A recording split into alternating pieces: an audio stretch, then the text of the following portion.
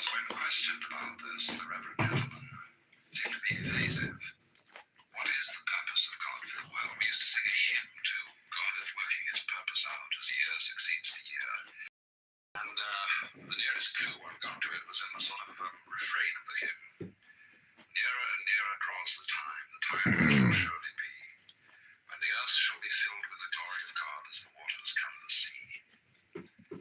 And of course that raises the question, what is the glory of God? Well now, it's pretty obvious that when we talk about life having or not having a meaning, we're not using quite the ordinary sense of the word meaning as the attribute of a sign. We're not saying, are we, that we expect this natural universe to behave as if it were a collection of words signifying something other than themselves. It isn't a point of view which would reduce our lives and the world merely to the status of signs. And it's obviously in some different sense than that that Goethe wrote his famous lines at the end of Faust. Alles Vergänglicher ist nur ein Gleichnis. Forgive the pronunciation of German. All that is mortal or all that is perishable is but a symbol. And so, a symbol of what? What do we want to feel? What would satisfy us as being the meaning behind this world? It's so often, that we don't follow our ideas and our desires through. Most of the things that we want very fervently are things that we've only half glimpsed. Our ideals are very often suggestions, hints, and we don't know really exactly what we mean when we think about it.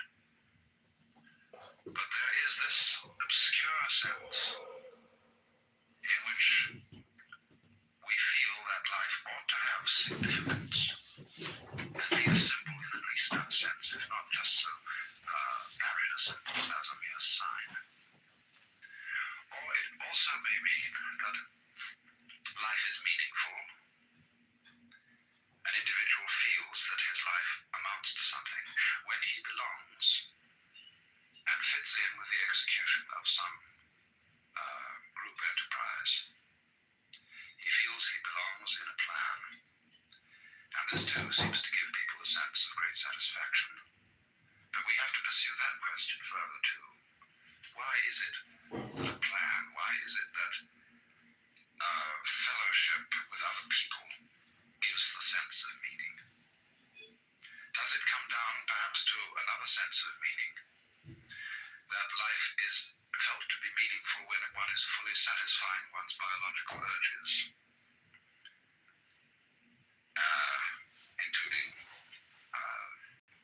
the sense of hunger, the sense of love, the sense of self-expression in activity, and so on. But then again, we have to push that inquiry further. What do our biological urges really point towards? Are they just, however, things always projected towards a future? Is biology and its process is nothing but going on towards going on towards going on? Or there's a fourth and more theological sense of the meaning of life. In all theistic religions, at any rate, the meaning of life is God himself. In other words, all this word means a person. It means a heart. It means an intelligence. And the relationship of love between God and man is the meaning of the world. The sight of God is the glory of God, and so on.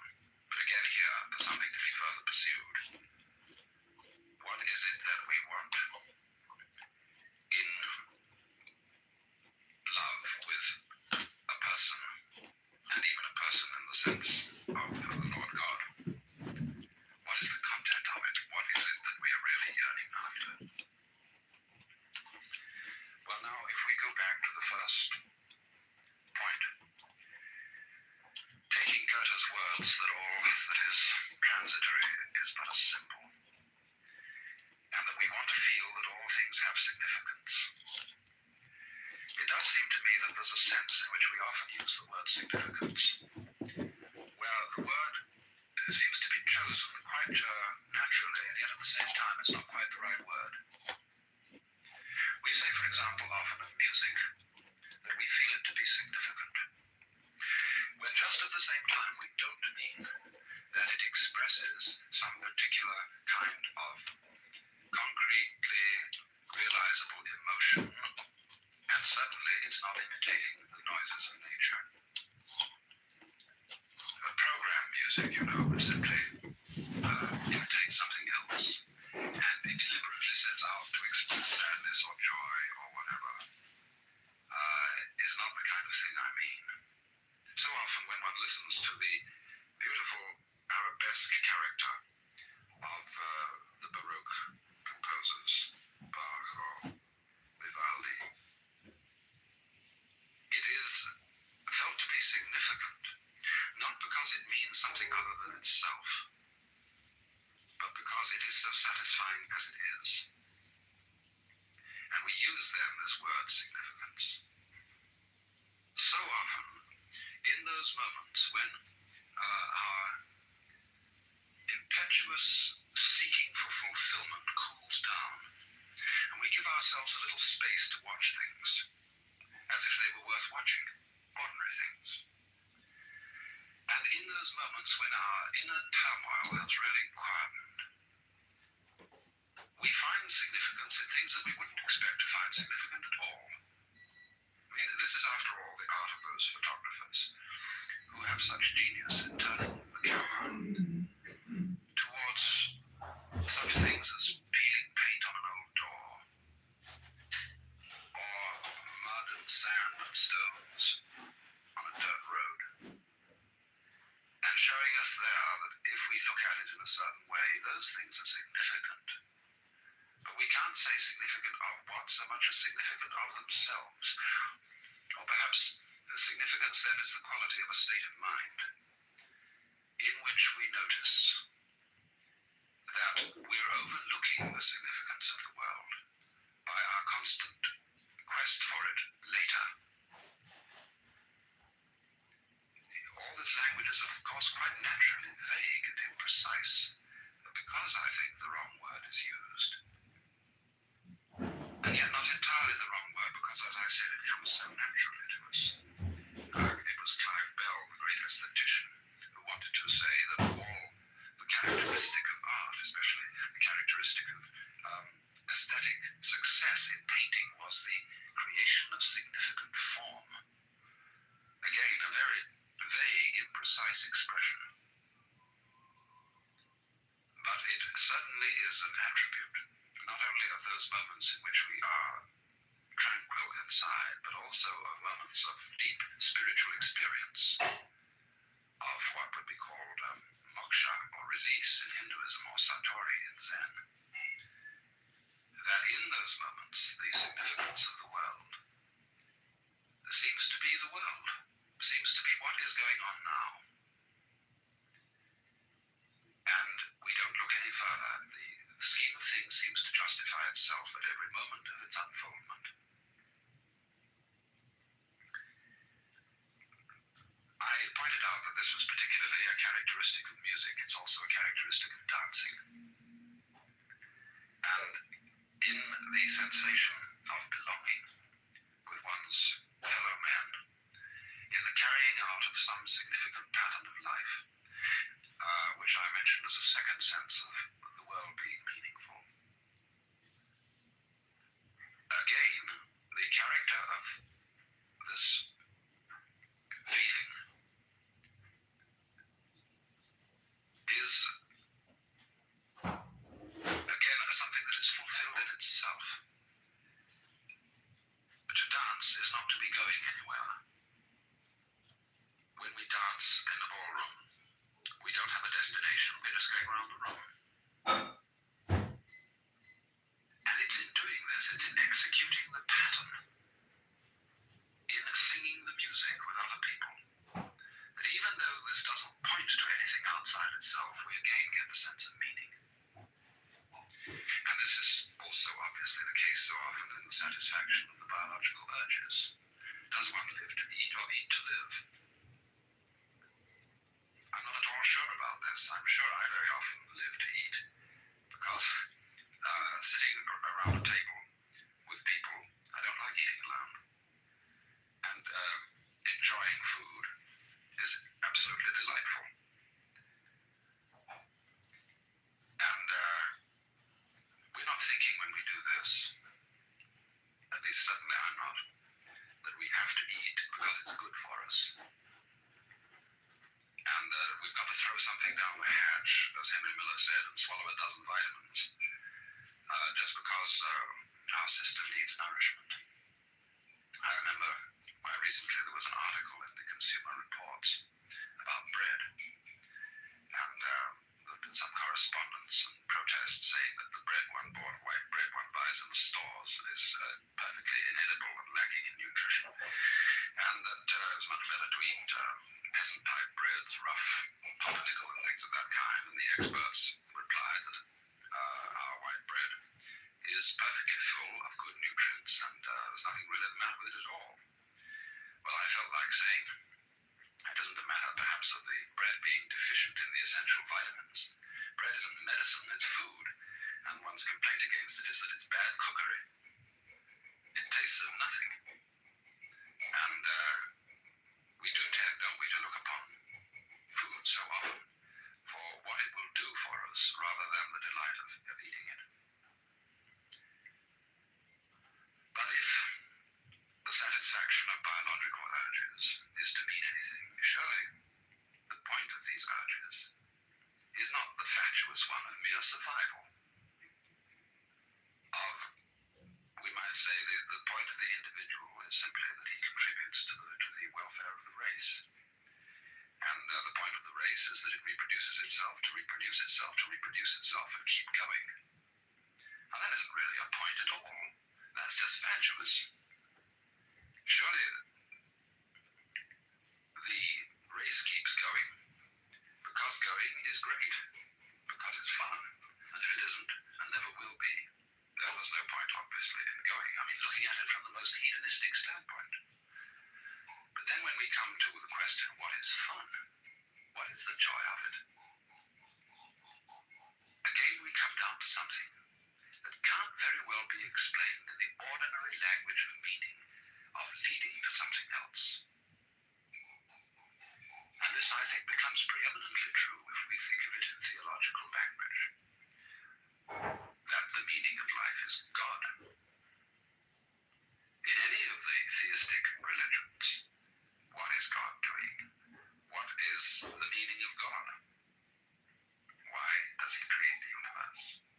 What is the content of the love of God for his creation? Well, there's the frank answer of the Hindus, that the Godhead manifests the world because of Leela, which is the Sanskrit word for play.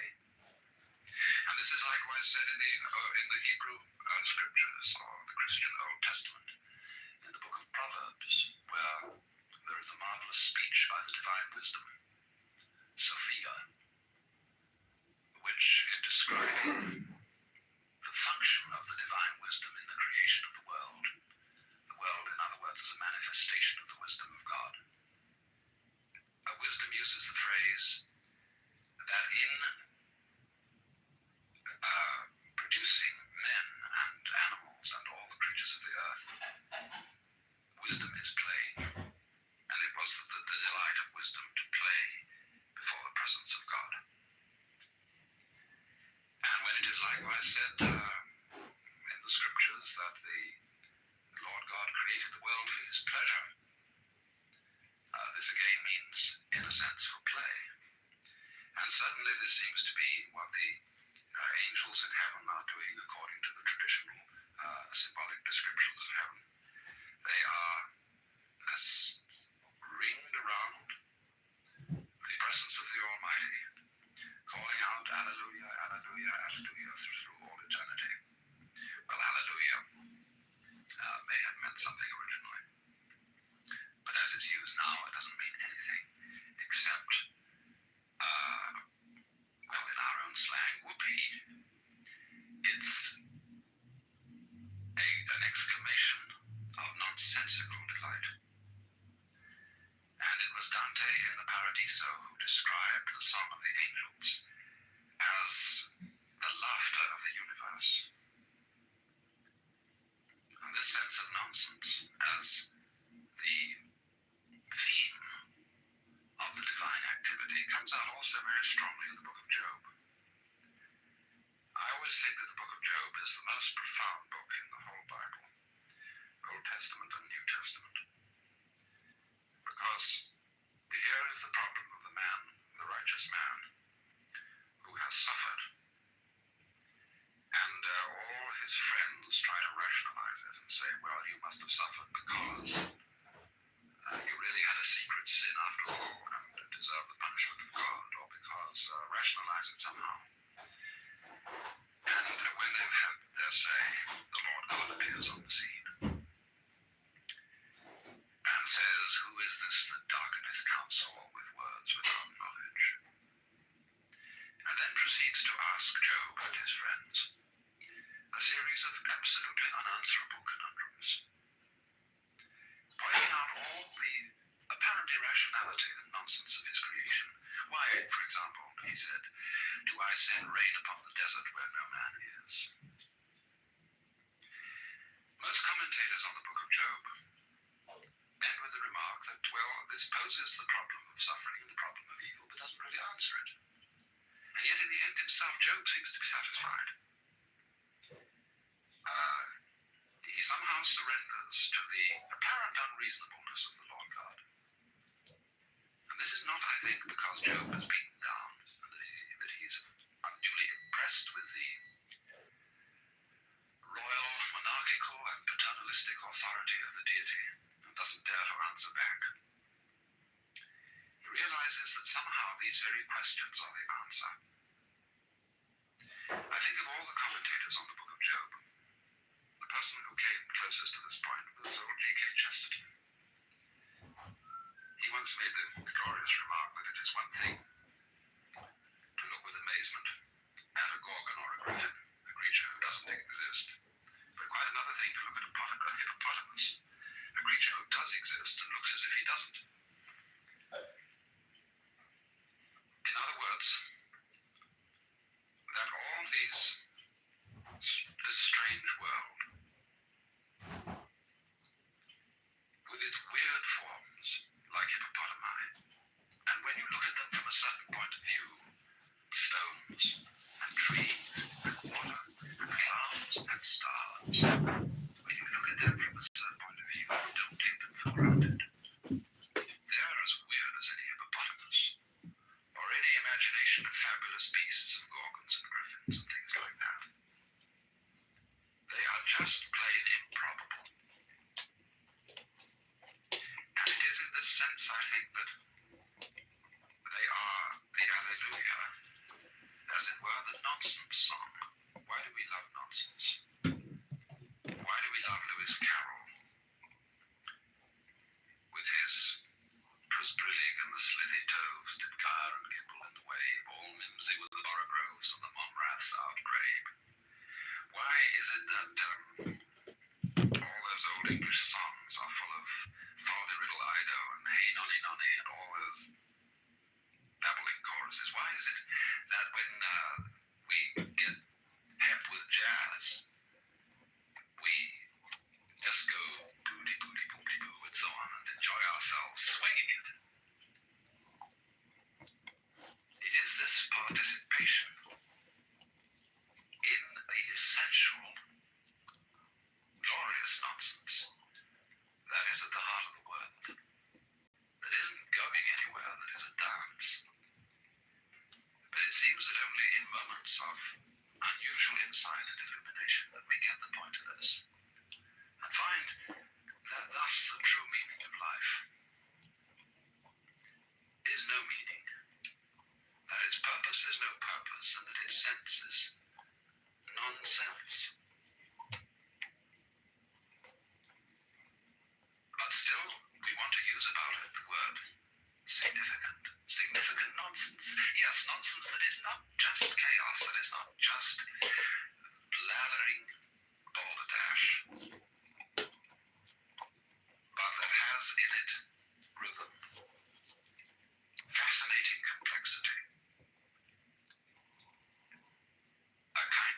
mystery. It is in this kind of meaninglessness that we get the profoundest meaning.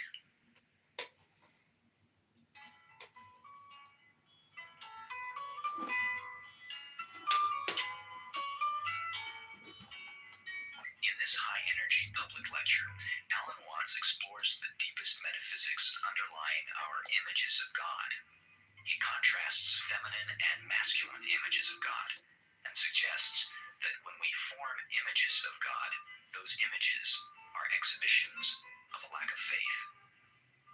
Recorded at the First Unitarian Church in San Francisco in 1971, this program is called Images of God. Here's Alan Watts. Now, I'm sure that most of you know the old story about the astronaut who went far out into space and was asked on his return whether he had been to heaven and seen God. And he said yes. And so they said to him, well, what about God? And he said, she is black. And although this is a very well-known and well-worn story, it is very profound. Because, I tell you, I knew a monk who started out in life as pretty much of an agnostic or an atheist. And then he began to read Henri Bergson, the French philosopher who proclaimed the vital force, the élan vital, and so on. And the more he read into this kind of philosophy, the more he saw that these people were really talking about God.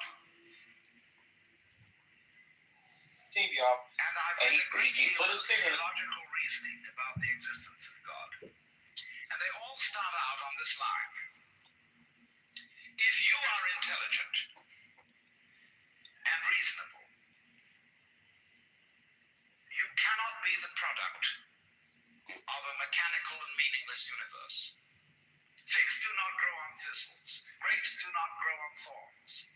And therefore, you, as an expression of the universe, as an aperture through which the universe is observing itself, cannot be a mere fluke. Because if this world peoples, as a tree brings forth fruit, then the universe itself, the energy which underlies it, what it's all about, the ground of being, as Paul Tillich called it, must be intelligent. Now, when you come to that conclusion, you must be very careful, because you may make an unwarranted jump. Namely, the jump to the conclusion that intelligence, that marvelous designing power which produces all this, is the biblical God. Be careful. Because that God, contrary to his own commandments, is fashioned in the graven image of a paternal, authoritarian, beneficent tyrant of the ancient Near East.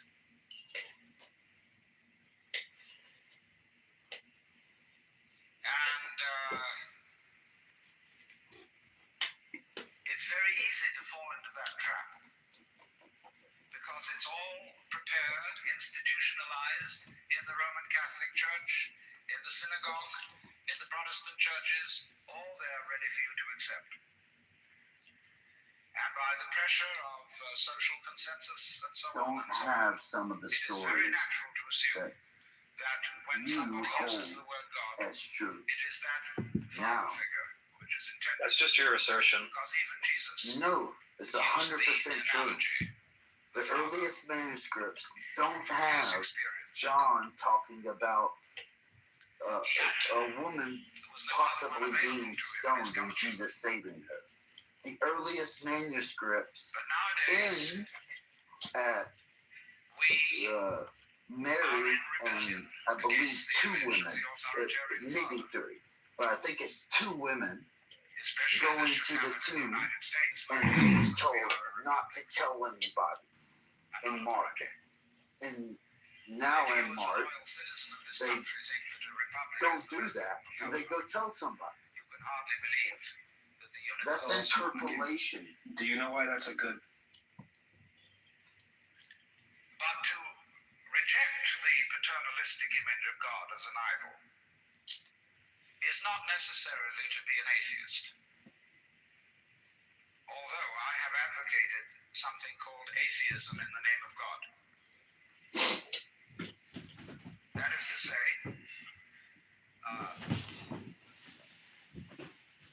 an experience, a contact, a relationship with God, that is to say, with the ground of your being, that does not have to be embodied or expressed in any specific image. Now, theologians on the whole don't like that idea, because I find in my discourse with them that they want to be a little bit hard-nosed about the nature of God. They want to say that God has indeed a very specific nature. Ethical monotheism means that the governing power of this universe has some extremely definite opinions and rules to which our minds and acts must be conformed. And if you don't watch out, you'll go against the fundamental grain of the universe and be punished in some way. Old-fashionedly, you will burn in the fires of hell forever. More modern-fashionedly, you will fail to be an authentic person. It's another way of talking about it. But there is this feeling, you see, that there is authority behind the world, and it's not you. It's something else. Like we say, that's something else that's far out. And therefore, this Jewish, Christian, and indeed Muslim approach makes a lot of people feel rather strange, estranged from the root and ground of being. There are a lot of people who never grow up and are always in awe of an image of grandfather. Now, I'm a grandfather. I have 5 grandchildren, and so I'm no longer in awe of grandfathers. I know I'm just as stupid as my own grandfathers were, and therefore I'm not about to bow down to an image of God with a long white beard. Now, naturally, of course, we intelligent people don't believe in that kind of a God, not really. I mean, we think that God is spirit, that God is very undefinable and infinite and all that kind of thing.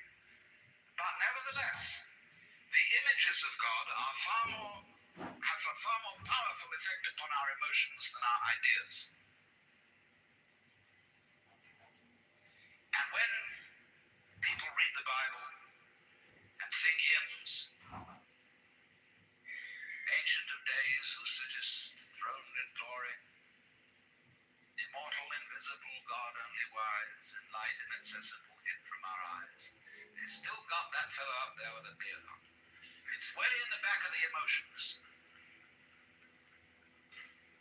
And so we should think, first of all, in contrary imagery. And the contrary imagery is, she's black. Imagine instead of God the Father, God the Mother. And imagine that this is not a luminous being, blazing with light, but an unfathomable darkness, such as is portrayed in Hindu mythology by Kali, K-A-L-I, the Great Mother, who is represented in the most terrible imagery. Kali has a tongue hanging out long, drooling with blood. She has fanged teeth. She has a scimitar in one hand and a severed head in the other. And she is trampling on the body of her husband, who is Shiva. Shiva represents also, furthermore, the destructive aspect of the deity, wherein all things are dissolved so that they be reborn again.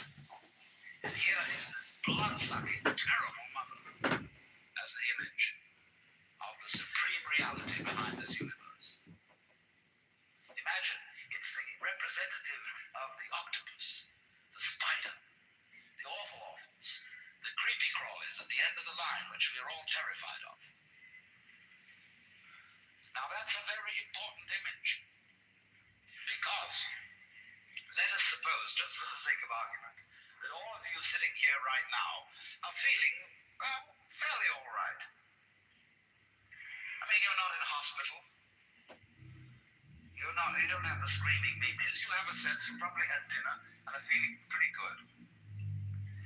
But you know that you feel that you're fairly good because in the background of your minds, very far off in the background of your minds, you've got the sensation of something absolutely ghastly that simply mustn't happen. And so against that which is not happening, and which doesn't necessarily have to happen, but by comparison with that, you feel pretty all right.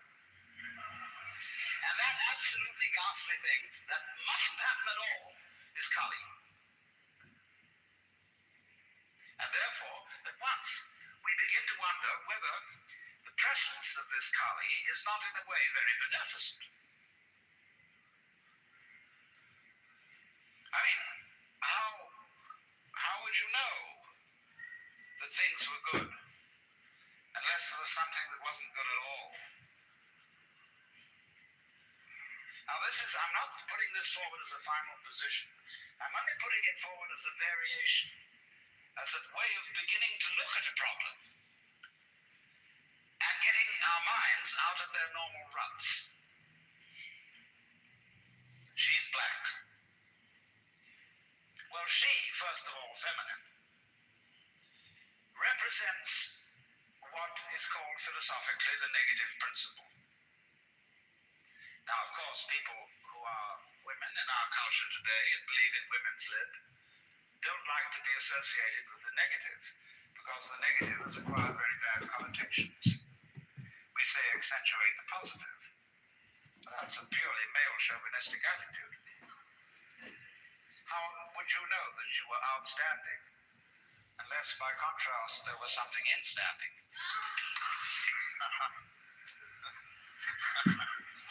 You cannot appreciate the convex without the concave. You cannot appreciate the firm without the yielding. And therefore, the so-called negativity of the feminine principle is obviously life-giving and very important. But we live in a culture which doesn't notice it. You see a painting, a drawing, and you don't notice the white paper underneath it. You see a printed book, and you think that what is important is the printing, and the page doesn't matter. And yet, if you reconsider the whole thing, how could there be visible printing without the page underlying it?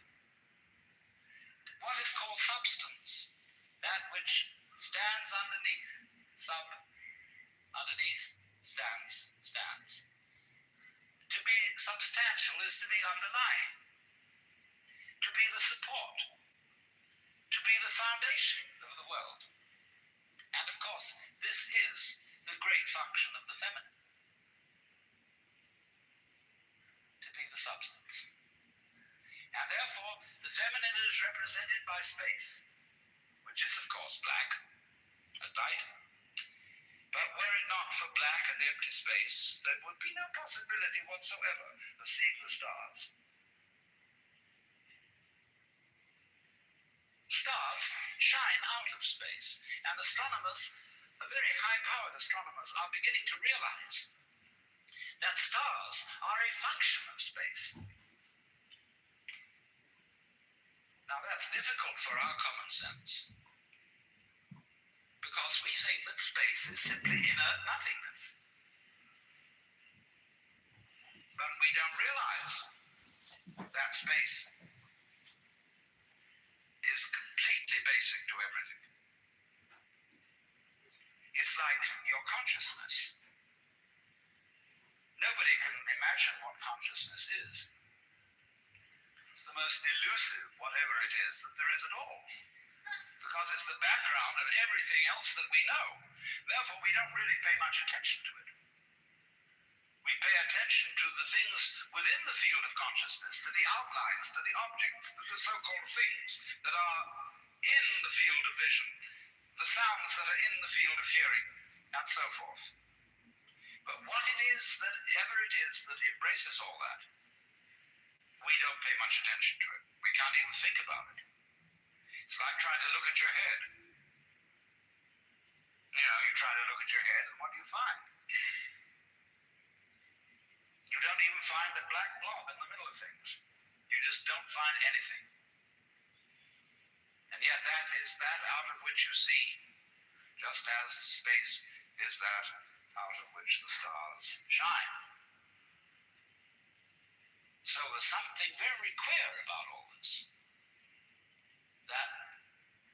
That which you can't put your finger on, that which always escapes you, that which is completely elusive, the blank, seems to be absolutely necessary for there to be anything whatsoever. Now let's take this further. Kali also is the principle of death, because she carries a scimitar in one hand and a severed head in the other. Death.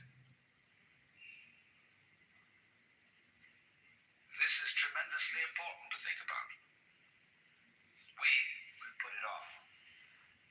Death is swept under the carpet in our culture. In the hospital, they try to keep you alive as long as possible in utter desperation. They won't tell you that you're going to die. When their relatives have to be informed that it's a hopeless case, they say, don't tell this to the patient. And all the relatives come around with hollow grins and say, well, you'll be all right in about a month, and then we'll go have a holiday somewhere and sit by the sea and listen to the birds and whatnot. And the dying person knows that this is mockery. Well, of course, we've made death howl with all kinds of ghouls. We've invented dreadful afterlives. I mean, the Christian version of heaven is as abominable as the Christian version of hell. I mean, nobody wants to be in church forever. Children are absolutely horrified when they hear these hymns which say, prostrate before thy throne to lie and gaze on thee. They can't imagine what this imagery means. I mean, in a very subtle theological way, I can waggle that statement around to make it extremely profound. I mean, to be prostrate at once and to gaze on the other hand, see, is a coincidentia oppositorum. A coincidence of opposites, which is very, very, very deep. But to a child, it's a crick in the neck. And that's the sort of imagery we're brought up with. So the idea of what might happen after death, when you're going to be faced with your judge, the one who knows all about you, this is Big Papa, who knows you were a naughty boy and a very naughty girl, especially girl, from the beginning of things. He's going to look right through to the core of your inauthentic existence. And what kind of heebie-jeebies may come up. Or you may believe in reincarnation, and you think that your next life will be the rewards and the punishments for what you've done in this life. And you know you've got away with murder in this life. And the most awful things are going to happen next time around. So you look upon death as a catastrophe. Then there are other people who say, well, when you're dead, you're dead. Just nothing going to happen at all. So what you got to worry about? Well, we don't quite like that idea. The thing spooks us. You know, what's it be like to die? To go to sleep and never wake up? Well, a lot of things it's not going to be like. It's not going to be like being buried alive. It's not going to be like being in the darkness forever. I tell you what, it's going to be like as if you never had existed at all. Not only you, but everything else as well. That just there was never anything, and there's no one to regret it. And there's no problem. Well, think about that for a while. It's kind of a weird feeling you get when you really think about that. You really imagine just to stop altogether. And you can't even call it stop, because you can't have stop without start. And there wasn't any start. There's just no thing. Well, then when you come to think of it, that's the way it was before you were born. I mean, if you go back in memory as far as you can go, you get to the same place as you go forward in your anticipation of the future as to what it's going to be like to be dead. Then you get these funny ideas that this blankness is the necessary counterpart of what we call being. Now, we all think we're alive, don't we? I mean, we're really here? That there is something called existence? You know, the existentialists, Dasein, thrownness, you know, here they are. But how could you be experiencing that as a reality unless you had once been dead? What gives us any ghost of a notion that we're here, except by contrast with the fact that we once weren't? And later on won't be. But this thing is a cycle, like positive and negative poles in electricity. So this then is the value of the symbolism of she is black. She, the womb principle, the receptive, the instanding, the void, and the dark. And so that is to come into the presence of the God who has no image. Behind the Father image, behind the Mother image, behind the image of light inaccessible, and behind the image of profound and abysmal darkness, there's something else which we can't conceive at all.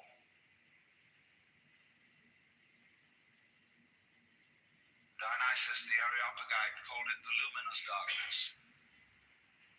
Nagarjuna called it Shunyata, the void. Shankara called it Brahman, that which can only, of which nothing at all can be said, neti neti, beyond all conception whatsoever. And you see, that is not atheism in the formal sense of the word. This is a profoundly religious attitude, because what it corresponds to practically is an attitude to life of total trust, of letting go. When we form images of God, they are all really exhibitions of our lack of faith, something to hold on to, something to grasp. How firm a foundation, what lies underneath us, the rock of ages, or whatever, ein feste Burg. But when we don't grasp, we have the attitude of faith. If you let go of all the idols, you will of course discover that what this unknown is, which is the foundation of the universe, is precisely you. It's not the you think you are. No, it's not your opinion of yourself. It's not your idea or image of yourself. It's not the chronic sense of muscular strain which which we usually call I, you can't grasp it. Of course not. Why would you need to? Supposing you could, what would you do with it? And who would do what with it? You can never get at it. So there is that profound central mystery. And the attitude of faith is to stop chasing it. Stop grabbing it. Because if that happens, the most amazing things follow. But all these ideas of the spiritual, the godly, as this attitude of must. And we have been laid down the laws which we are bound to follow. All this jazz. It is not the only way of being religious and of relating to the ineffable mystery that underlies ourselves and the world.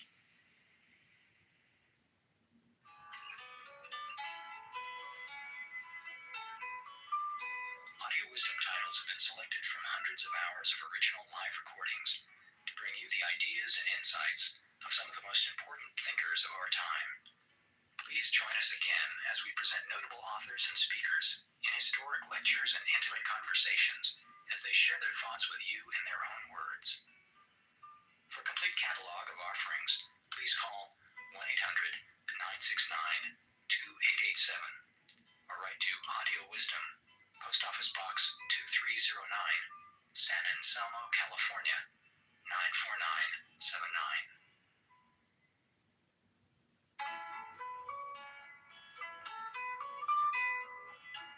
Welcome to the Love of Wisdom with Alan Watts.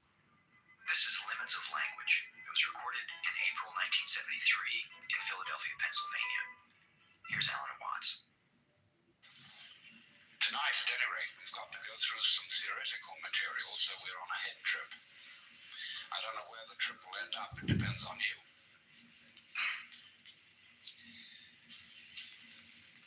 But in order to lay the foundation for this, we've got to examine ideas that are basic to our common sense. Ideas are very powerful.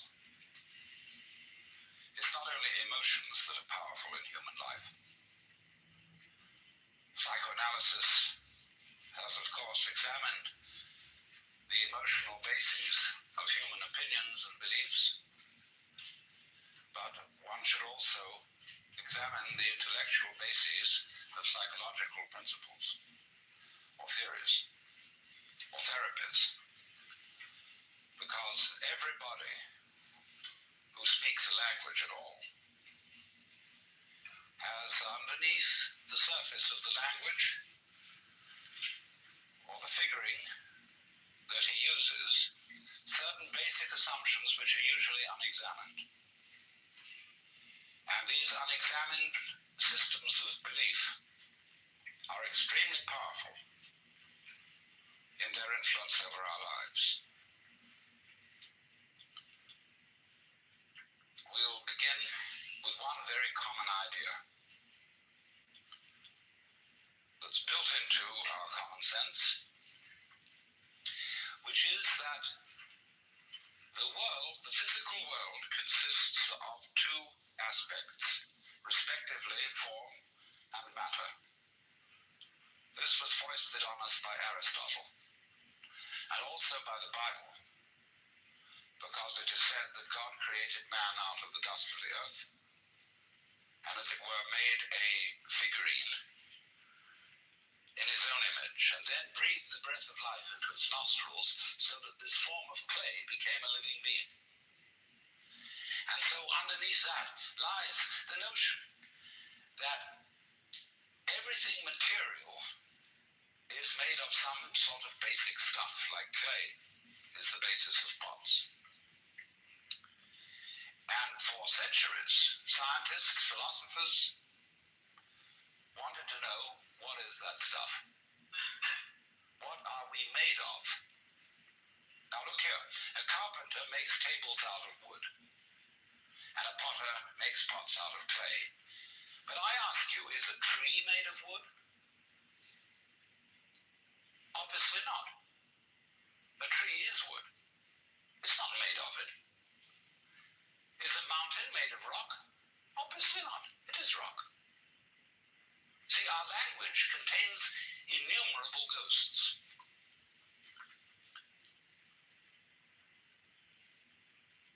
Supposing I say the lightning flashes. Surely the flashing is the same as the lightning.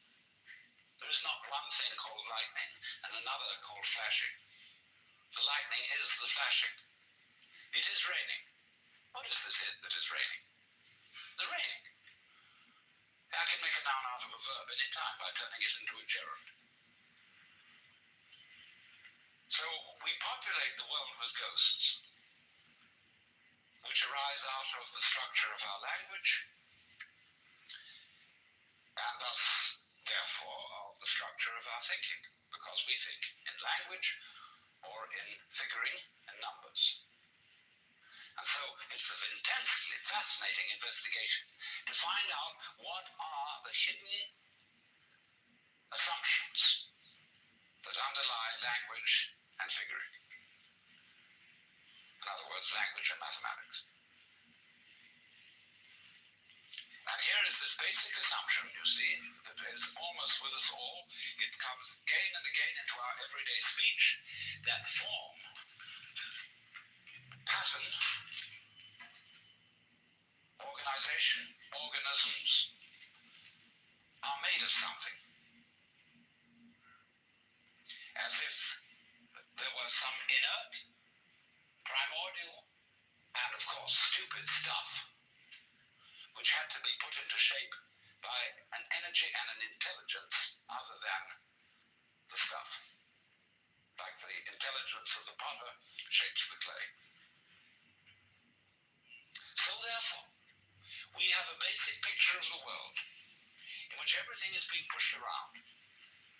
There's a boss. There's somebody in charge who is different from what that somebody is in charge of, and puts everything into shape. Because our common sense does not allow that things shape themselves. Very odd. In Chinese, the word for nature is zhiran, which is that which is so of itself, the spontaneous. The Chinese have no difficulty in thinking about nature as self-shaping. A Chinese child would not ask its mother, how was I made? It would ask its mother, how did I grow? Which would be quite different, you see. So to be made is to be commanded, and therefore every good being obeys. Whether you obey God, or whether you obey the laws of nature, you obey. And the analog, therefore, of the world that has been put into our common sense is one of military command. Note that. Because the image of God, I would go further and say the idolatrous image of God, which has been handed down to us, is one of the beneficent parent, the boss. Big Papa. So then, when our physicists started to find out what stuff was, they went into it and examined it with ever more minute instruments. They first started cutting up things with knives, and cutting them smaller and smaller and smaller, until the particle that they wanted to dissect was exactly the same width as the edge of the knife. And so they got an atom. And that word in Greek, atomos, means the non-cuttable. Non-tomos cuttable. That's the basic atom. What you can't cut anymore, because you got down to the end. Well, they weren't satisfied with that. So they got an atomos. In other words, a particle of something or other that was just the same width as the blade of the end of the knife edge, and they looked at it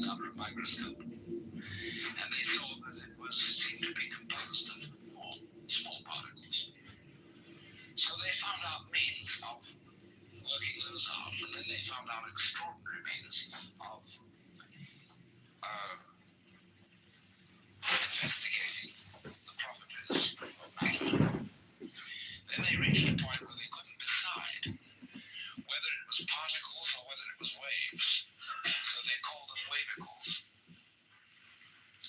They thought they had come to certain ultimate wavicles called electrons.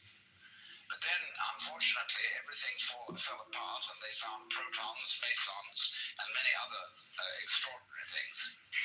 Because, of course, what they didn't realize was that as you make more and more powerful microscopic instruments, the universe has to get smaller and smaller in order to escape the investigation. Just as when the telescopes become more and more powerful, the galaxies have to recede in order to get away from the telescopes. Because what is happening in all these investigations is through us and through our eyes and senses, the universe is looking at itself.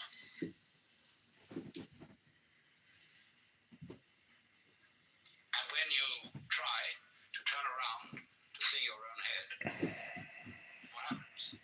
See? It runs away. You never get at it. You can't bite your own teeth. You can't touch the tip of this finger with the tip of this finger. This is the principle. Shankara explains it beautifully in his commentary on the Kena Upanishad, where he says that that which is the knower, the ground of all knowledge, is never itself an object of knowledge, just as fire doesn't burn itself. So there's always that profound mystery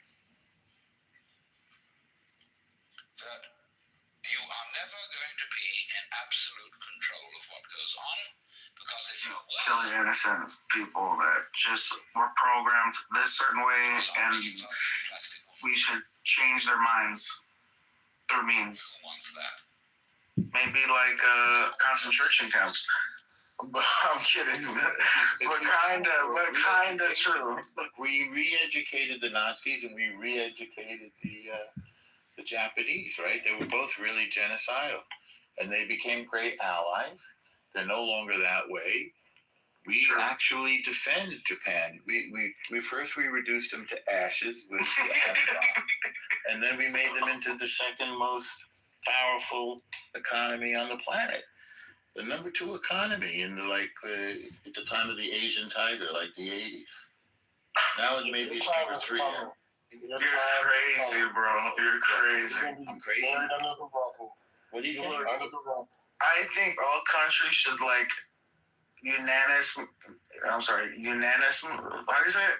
Unanimously pick their leaders once a year, and they fight it out, and let them decide what.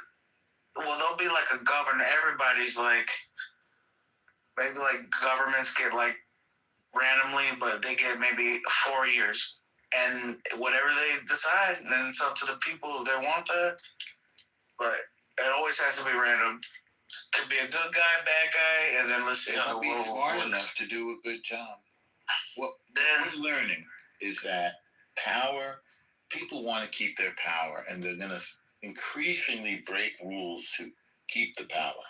And people like money and the things that buys them and the status that gets them. And people are going to bend the rules to accumulate power and money. It's just human nature. Of course. Yeah.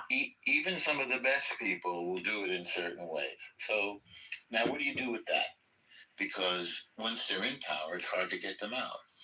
I used to talk with somebody who said Saddam Hussein was probably a nice guy while he was on his way up in power. Once he gets to the top, he starts, killing people all over the place. Maybe Ayatollah Khomeini was nice, and then he created a horrible, murderous machine, the IRGC. So the question is it inevitable that power and money corrupt you, or power, money, and religion? I know some good religious people. I know some good powerful people. I know some good rich people. You didn't learn anything from them either, did you? No. Elise, are you Mexican? What did you ask me? What did you ask me? What you ask? I said you didn't learn anything good from them, did you? I learned a lot from them. A lot. How to be A lot. demonic. One thing. What's that? You learn how to be demonic. I'm not demonic. No, I don't. None of them are demonic either. I don't believe in demonic. I mean, I learned that even rich, famous, powerful people whose names you know, are just people like you and me, and they're looking for love, and they're looking for support, and they're looking to understand. Famous words. Famous words of. They do have a certain focus. They do have certain abilities. You know, they understand business, so that you've got to make more money than you're spending. I mean, look, Epstein was a creep. He was a pervert, you know? And you can make an analogy between him and, say, this restaurateur we're just talking about, whatever his name is, Restrepi or something, who has to step down from his restaurant because he was bullying and pushing and punishing and shaming people. So people with power, especially if their personalities are messed up, bad stuff comes out.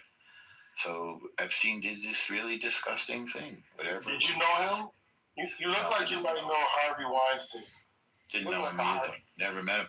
Obama sent his daughters to, or his one daughter to intern for him, knowing what he knew about Harvey Weinstein. So go figure. I did know some very, very rich people. They weren't doing any perverted things in front of me or inviting me to any. They were drinking very expensive wine. That's about all of it. You know, some of them were having affairs. But, well, Bill Cosby was another example. He had some weird thing he liked to do to put them to sleep, and then that's a weird thing. I don't even understand that. But, you know, people's minds get warped, and it's not even that difficult to warp them. The one thing is, I think in our religion is their gods or whatever, they gave us free will. What is your religion? You Christian? I'm Muslim? I don't want to. Well, He's confused. I don't know. Are you a beaner? You sound like a beaner. No. Well, maybe 10%. Beaner swap. I'm a Muslim, German, American, Indian. It's a good combo. Probably Jew as well, because there's a lot of Jews in different areas. You can write. Not by, because your mother has to be Jewish, but I'm sure. What do you call them? If they're not a Jew by your mother, patriarchal Jews, something like that. Why did you say demonic? Why did you go to that? Oh man, yeah, you just get on my nerves. That's all. Oh. Just get on my nerves. Well, that's different than demonic. That's just. What did you say that was demonic? What did I? No, him. I want him. What do you think he said was demonic? Everybody has free will, right?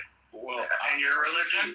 Let me see if I can represent his point of view. And if I get it wrong, just say you got it wrong. So I'm not trying. This is what I believe is his position. That Israel first in Gaza and then the U.S. with Israel are collaborating to kill innocent children. And that's demonic. And that the world should stop Israel and the United States from killing innocent children. That's sort of the reducto position. But you'll even see it on the front page of the Times where when they want to report on this war, they're going to give you an update every day of the week on the front page about the school, the girls' school that was bombed. It's like they hit 5,000 military sites, but this one, obviously a horrific mistake, which, by the way, horrific mistakes happen in war. It's not deliberate. It's a mistake. Lives get lost. It's a horrible thing. But, that's what I assume Luong thinks, that I'm just about killing children and taking land or something like that. You are. Is that unfair? You're absolutely right. You nailed it. 100%. Yeah. You're not a millisecond off. You're just perfect. It's just okay. So I tried to do my best to understand where you're coming from. Like a Atomic calls Nixon, blowing up schoolgirls. You got it. On point. If that's what no error involved. Intentional. No, it couldn't be. It could not be intentional. Nobody would do that. That's what you have to understand. Only. But you just did. You just proved it. Well, it was a mistake. That's why it's a mistake. And in war, these mistakes cost lives. Maybe in your profession, my profession, you could get sued or you just lose money. In war, a mistake it kills innocent people. And by the way, what's even worse? Sometimes you kill your own people. Maybe you've been to war. If there's mistakes, people get killed by friendly. I've heard as much as 20% die from friendly fire. It's a huge amount. That's 1 in 5. Rest in peace, Yitzhak Rabin. Yeah. Well, I mean, that wasn't exactly friendly fire, but I know what you mean. You mean that he was killed by another Jew? Stab right point blank range in the chest. Say again? Didn't he get stabbed in the chest or did he get shot? I don't know. I thought he was shot, but I have to go back and look. But, Israel put that guy in jail and considered him a crazy, a bad Jew. So he's not, not representative. But if you look at how tiny Israel is, it's sort of hard to understand why people think that we want more land all the time. It's so small. And there's no oil or any hope of getting any. We might have found some natural gas actually off in the Mediterranean, which we have a deal to share with the Palestinian Authority. I don't know, if you went to visit the land, maybe you'd have to grow up with it. You'd see how horrific apartheid is. So you would not see any apartheid. There's no apartheid to see if you go there. There are Arab villages that are not Jewish villages, but that's kind of the way the Arab world is organized in villages. There's no apartheid. There's no place where, Arabs can't come here. Restore. You won't see anything like that. Yeah, no security checks. No strip downs, no security checks, no. Wait, when you come into the country? When you come into the country? Through different sections of the city. No. Which city? Jerusalem. No. There's a security wall between Jerusalem and what you might call the West Bank, and I would call Judea and Samaria. There's a security wall to stop people from coming in from outside the country. Because the West Bank or Judea and Samaria, they're not part of the country, and there's some angry people there that want to come into Israel and cause mayhem, like they had the Intifada. They were blowing themselves up in the cafes and the discos and the buses with kids. So we had to keep them out. But I don't see that as apartheid. Can I ask you an honest question, Norm? A genuine question, brother. Yeah. Does it ever get exhausting being Jewish? Do you ever feel like this is too much? Always. But you get more power. You get your batteries recharged from God, and we have Shabbos. And then you start again. You refill it. We're very energetic people, but it's a lot. There's no question about it. Like all the laws that we have to obey, all the prayers, all the rituals. Get up and pray and bless the wine and bless the food and make sure it's kosher and get ready for Shabbos and prepare for your holiday and get dressed and take care of your kids and Hebrew school and regular, it's a lot. It is exhausting. Does it get exhausting being attacked all the time? Being attacked kind of energizes you and motivates you to beat your enemy when they attack you. Come up with solutions like the beepers or like all this stuff we're doing now with the intelligence. Like all of these targets they're not just random targets. They're like how to decapitate the IRGC. That's why this time we took out Khamenei right away. And I think that strike hit his son too. I think he was injured in the same strike, so he's not really in too good shape either. So yeah, that part gets exhausting. But I mean, look at the way Europe got fat and complacent and sort of mushy, from not being under duress. You don't want that either. Israelis work hard, and to some extent Jews, not all, because we know that we've got to keep running as fast as we can to survive, because the world is not necessarily a welcoming place to us, at least certain parts of the world, and at different times. We'll see how it goes in America, New York, Canada, Australia. We'll see. But again, this is why Israel's necessary, because it's a refuge. It's a place where every Jew is welcome. So when they attack us, they unify us. You know, if we're not being attacked, then we argue over laws and Supreme Court and this, should the religious serve in the army or not? You know, should women serve? Should gays serve? You know, what are the laws of Jerusalem or Tel Aviv? But when we're under attack, we're all fighting the same thing. You're saving strangers' lives. It's a different vibe. That's partially how we survive, by having been under pressure by others. Pushes us together. It makes us value who we are. Believe me, it's hard for us to understand who we are. Are we just, is God asking something of us? Are we really, we have to wear the yarmulke and the tzitzis and put on the tefillin and go to the mikveh and all this stuff? We have to do all this stuff? Should we be so literal? It's hard to know. But then when you look at the ridiculous world with like transgender and baseball teams, like, what do I care about baseball and transgender? Maybe I should focus more on Jewish stuff. When you see then somebody come in who's actively anti-Jewish, like say Mamdani or Tucker Carlson, you think, oh well, I better keep my Jewish brain straight because these people want to get rid of me. So I need to figure out how to survive and to keep my family alive. If there's any value at all to being a Jew, I mean, that's a question that one has to ask.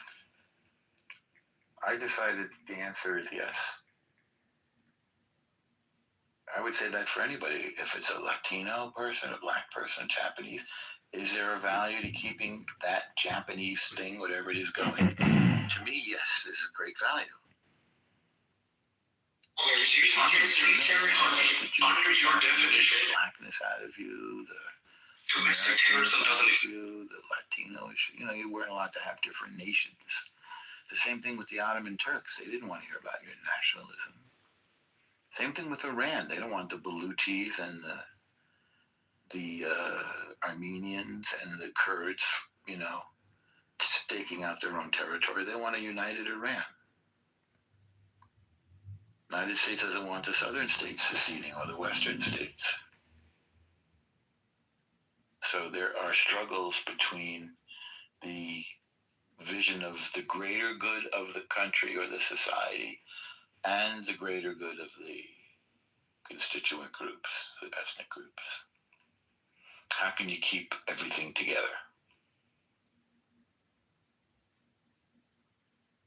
Too much rambling, too many thoughts?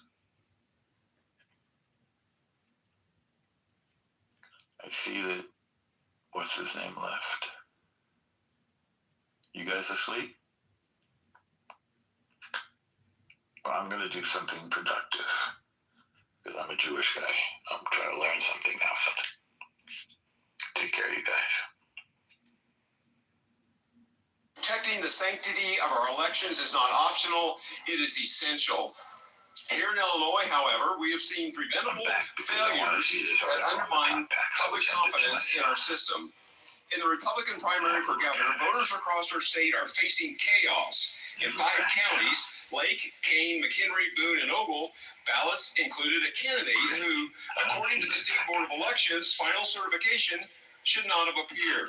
Voters in some counties are casting ballots with Joe Severino's name, while others are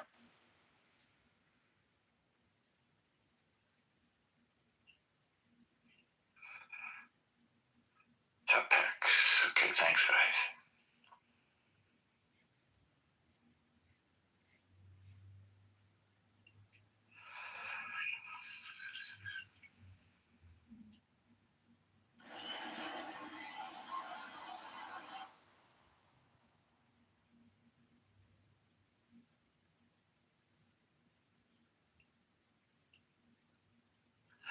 This is a good table of the facts.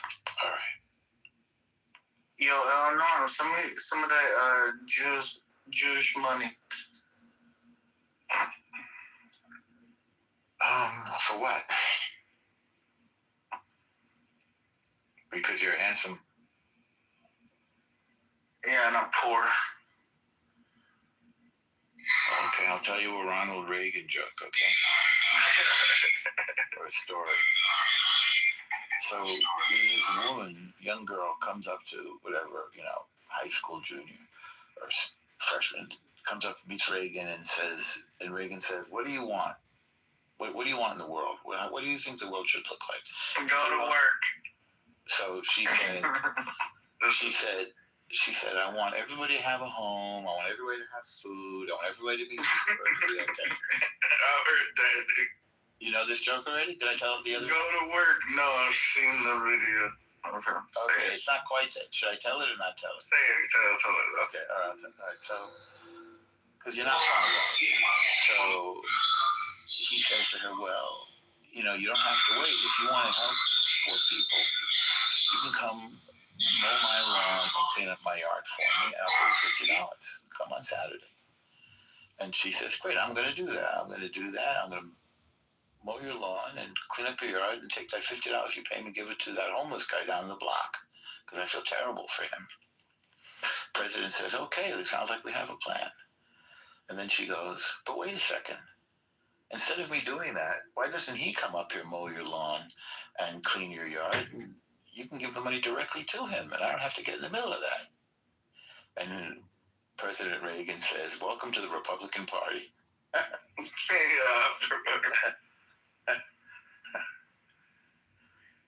So, I mean, we give you millions of billions of dollars, and what are you up to for us? Me or the Jews? You mean the Jews, Israel? America gives y'all billions in return. America gives out about $70 billion a year, and Israel gets about 3.9. Well, imaginary money, that's what we give y'all. Honestly. Because we spend it here. It's really credit for military stuff that we spend here, which is kind of good. But, okay, but we do this. And it's, it's like sale, lease back, and the way we rebuilt Europe by also enriching ourselves. But it's estimated that Israel provides like 5 times the amount of military intelligence, like 5 CIAs. It's very, very vigorous military intelligence. Again, because it has to.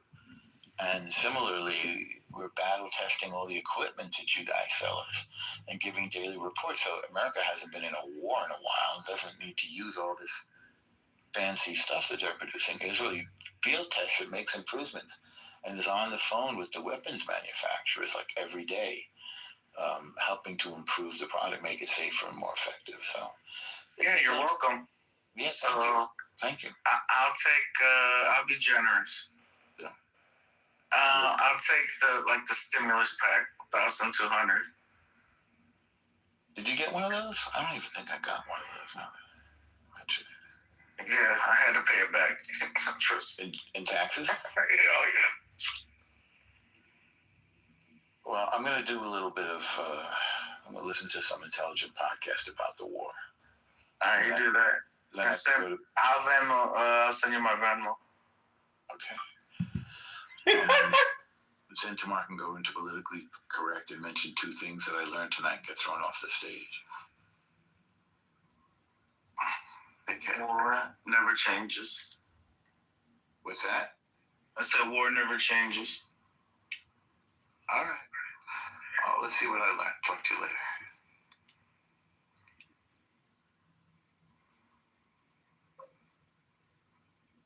Massage. Everybody here asleep or what? What the fuck are we doing? Necessarily about big rooms. I'm not. He's also not about truth. Like the smaller rooms, the more, intimate rooms. I mean, it got very big, but it did get out of hand. And Andrew was I here. gotta let it go. Yeah. Ian was here. Who else? The usual suspects. Yeah, A, remember A? She left the house. Who left the house?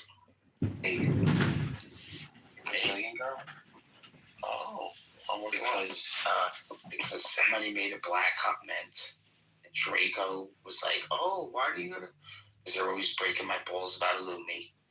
Illumi made a racist comment, Didn't know what was going on. I came back. I'm like, oh, what's up? What happened with Looney? He's like, he's saying the N-word. And then, obviously, Lisa just hates me so much. She doesn't want me to have any friends. She's mad that she married a Muslim man that cannot give her an orgasm. The guy is stiff as a fucking board. You know what I mean? He doesn't know how to move. He doesn't know how to do salsa moves. She probably thought she could teach him. And he's unteachable. And all he does, listen, I'm going to tell you, she's frustrated. Because all he does is jerk off. Right? And he blows his load really fast. You know what I'm saying? And he can't keep up. In the beginning, it was something. It's it's a new pussy. You know what I'm saying? New pussy's great pussy. I mean, any new pussy's like the best pussy, right? So he's hitting it. He's probably hitting all the great spots. This is after a while. Christian God. This is Catholic God. So after a while, you're Christian, right? He's living in the UK. Catholics aren't Christian. Where he can buy like one of these masturbation fucking toys, and he's probably jerking off to the toy. As hot as she is, he's probably jerking off to the toy more than he's fucking her. And she's upset because she's fucking hot. Like, this is not my fault. But she comes on here. I'm still having great sex with my wife. I'm still eating I'm eating that fucking box like it was a fucking, like a dog, drinking out of the fucking toilet bowl on a hot day. Like, this is what I'm doing. Fucking faggot. You know what I'm saying? And he's not doing this. Because he's a Muslim. I think you're a faggot, bro. So, because she married a Muslim, because she can't bring him around anywhere, she comes on here and she shits on Muslims all day long. And to me, this is a problem. But she wants to shit on me because I live in a good marriage. I'm not flirting with this girl. I think that you're really impotent. I'm not flirting with this girl. And I don't need to flirt with her. She's upset that I'm not kissing her ass. Sex with your wife, you really wish that it was anal.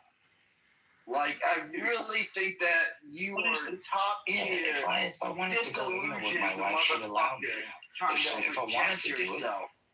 You're trying to project yourself as like a top tier guy against somebody that you disagree with. What top tier? You're a fucking You didn't show me the receipt. We were in Costco. You didn't show me the receipt. You got kicked out. That's it. Dude, I presented an argument, and you refused to accept the argument. You're a ridiculous faggot, bro. You're a fucking faggot. You probably go always got to be personal with these guys. I noticed this. You go into women's restrooms and wish that you could reach over into a urinal, but you're just so weak. A urinal? There's urinals in the woman's bathroom? What kind of woman's bathroom are you in? That's how weak you are. What are you doing? You're sitting on the urinal? Fucking brainiac? You go into the women's restroom and wish that there was a urinal that you could reach over and be like, hey, how you doing, my guy? You're a fucking bro. You mean a reach around? Loser. This guy is a fucking loser, 100%. He would have Like if you actually had social skills, you would be cracking a beer with me and like joking around and being cool and having fun. This guy's a fucking maggot, bro. But like you don't want to do that, dude. Like you shouldn't be drinking if you got a chip on your shoulder. Regal, you should look up words before you deny. You shouldn't be drinking alone either. It's like really bad. Yeah, that's not good. I deny any conversation with Regal because he doesn't even know that words exist. He fucking completely denies that words exist. Now he's baiting us. He wants us to talk to him. Look at this guy. He can't even accept the fact that dude, all he needs is a friend. You know what I mean? Like, like you gotta relax though. You're not going to Megatron. Like, dude, if you want a friend, dude, all you gotta do is just say so. Not act like that. That's not gonna happen, my guy. Why don't you put out the recycling now for the garbage man? Do something nice for somebody. Want to be alpha male? You're not an alpha male. Why don't you call your You're grandma and send her a message? You're not. You're not pay your an rent alpha on male. time. How about let's do that? Let's do that this month. Let's pay your rent on time. Can we do that? No, Can we not be just full of excuses? This guy thinks of rent. This guy thinks of rent. I'm like a homeowner. You're fucking thinking of rent? Look at how small-minded this guy is. You think that people are jerking his round. For an apartment. What are you like? Just trying to get you off my back. What, you got some time? Dude, you probably shouldn't have said that to him. His girlfriend's probably like fucking ragging on him. She probably won't put out for him. What about some time shares? The whole thing. That's what I'm saying. That's what I'm saying with Lisa. Lisa, you married this fucking stiff Muslim. Do you think he's eating out that box? He better be eating out that box. I mean, maybe she doesn't shave. Maybe she stinks. I don't want to start that. She'll start crying if I start doing that.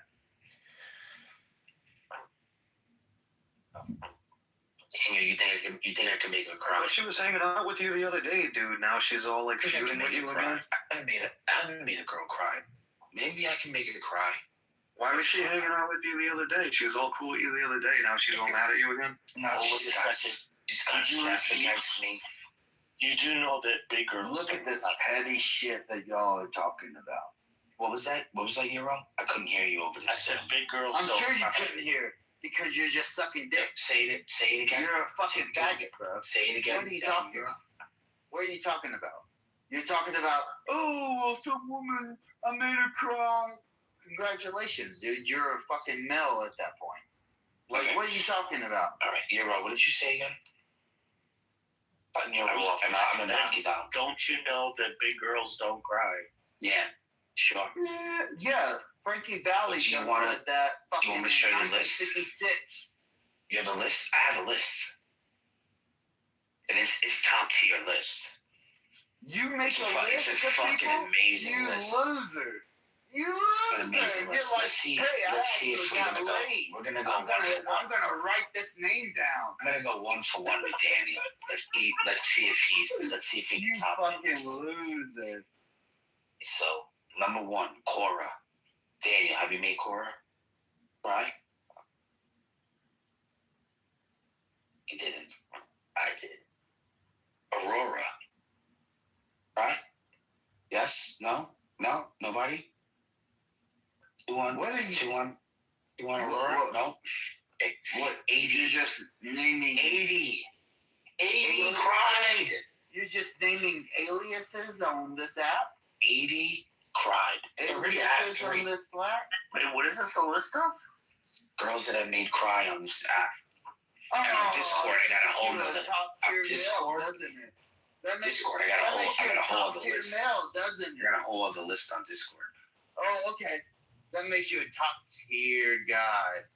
That you can make No, it makes me a real females piece of cry. shit. You're not Have a you real ever? piece of shit. So, I am. what male have you made cry, my I'm a guy? real piece of shit. You're not a real piece of shit. You're just like a fake what piece of male shit. have you made cry? You're like one of those fake pieces of What shit that you buy have at you fucking made Hot cry? Topic. You're talking You about females like, oh, Doesn't dude, even I smell. made the females cry.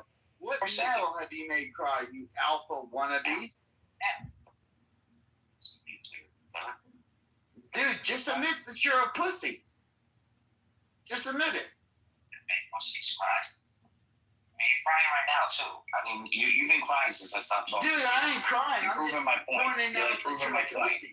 You're a You're proving pussy. my Like, point. your Look, you're spitting greatest everywhere. accomplishment, your getting greatest emotional. accomplishment is that females are You're crying. getting emotional. You're getting emotional. Your greatest accomplishment It's your is that emotion, man. females are crying. You gotta calm How yourself. is You that gotta an calm down. accomplishment?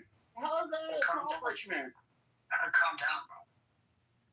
You're a easy. fucking Did you really just drink 2 beers and get You're this a like faggot. insane? Like, are you a lightweight or something? Yeah, he's a light Legal. mouse. Same Did time you as like fate. look up definitions and realize that Probably- words probably actually should. exist? Probably Pass shit you into on. the Shivers Regal. Haha. No pun intended. They switched to the Shivers Regal? Who knows? Is that Dude, I simple? made a couple of females cry. I'm a tough Is it? guy. Yeah, I'm gonna make now since you know what, since you pushed me now, I'm gonna make Lisa Is cry. that your I'm gonna make Lisa position? cry. I'm gonna I make made Lisa a cry. couple of females cry. That's your position? That makes you tough? Or I'm that gonna make her makes cry you today. like, Yeah, well, it what does. are you talking about? Makes me tough. Sound like you're in the garage, like... Faggot. I told you you're a faggot. He's in his garage having 2 beers, dude, getting insane. Rico doesn't know that words exist. Dude, did you get smashed on 2 beers? He's gonna complain about... Show me the receipt. You don't even know that words exist. Hey, point of order, moderator, point of order. You know, this conversation, if we get back on topic about the Bible and the Quran, we can see how valuable books are in terms of having intelligent, focused conversation and studying wisdom. But this conversation is, you know, below the belt. What is the point of this conversation? Hello?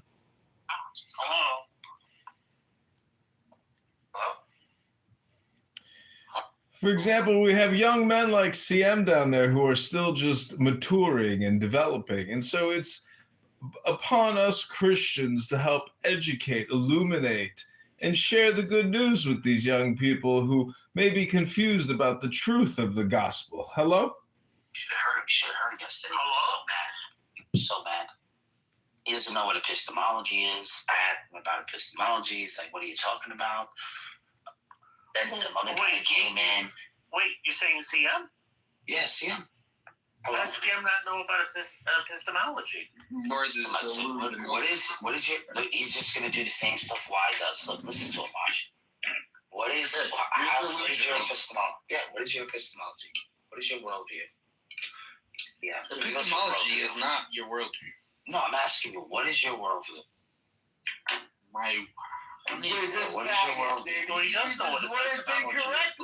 Yeah, he does. What is your worldview? What is your worldview, CM? As you said, I have the problem of evil. No, you don't. Within my worldview. Within my worldview, right? Because you keep asking me, what is the problem of evil, right? You're saying you gave the argument. You never gave the argument. You gave the argument 5 times. You see what I'm saying? He doesn't want to give the argument your own.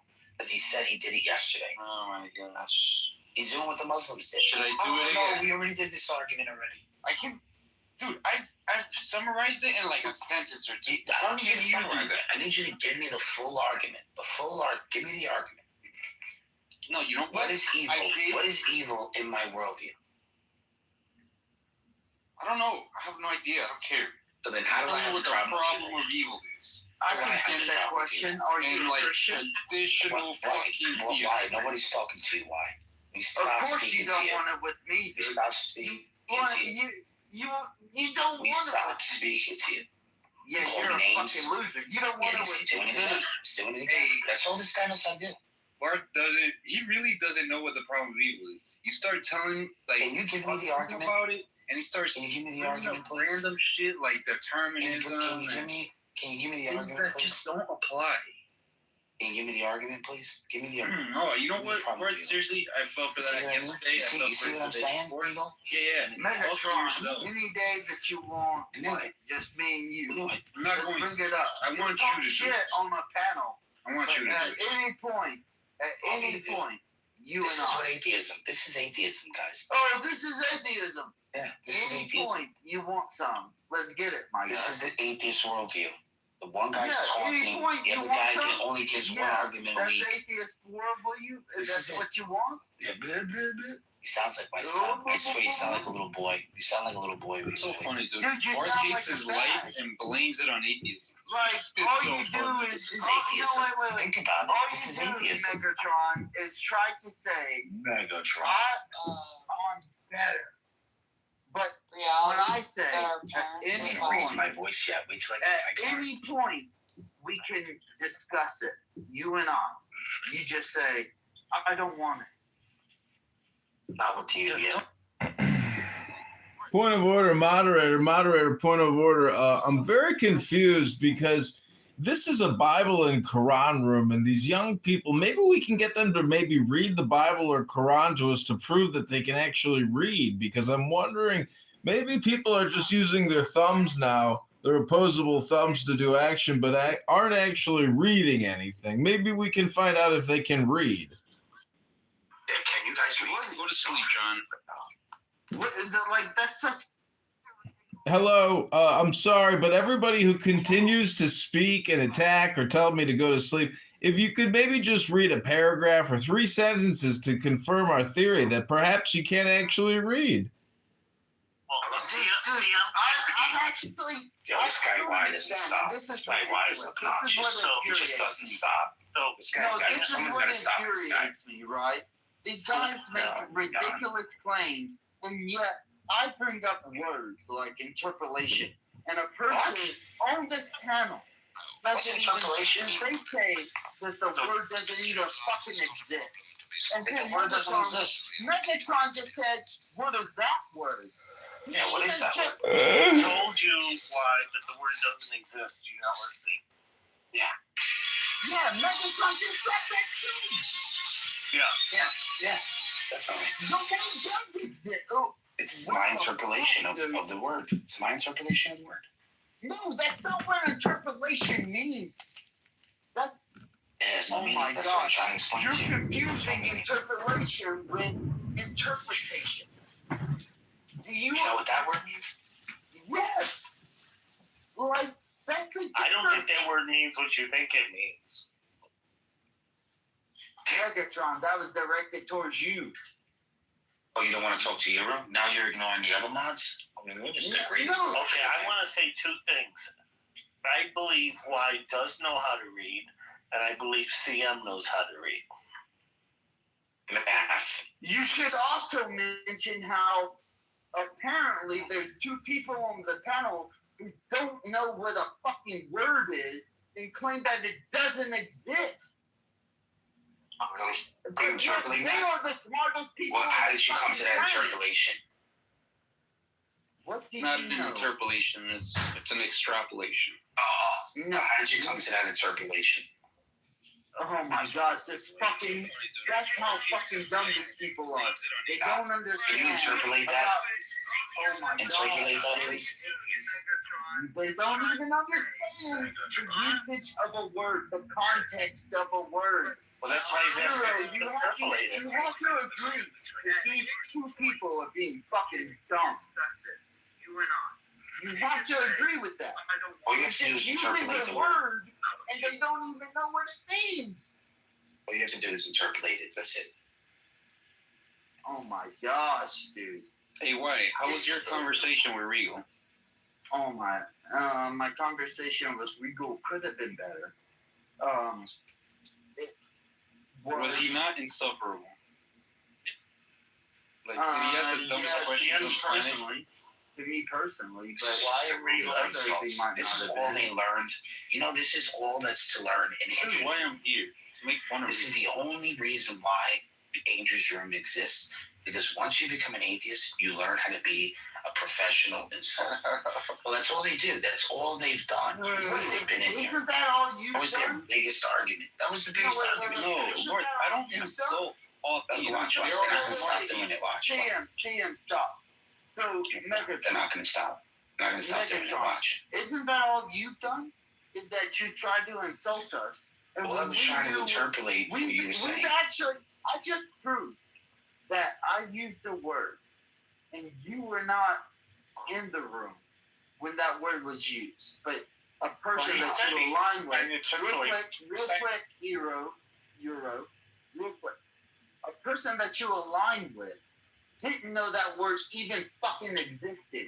And you even claimed, I'm interpolating, it doesn't exist. Real quick, even you like denied that word. You like, oh, no, that doesn't mean anything.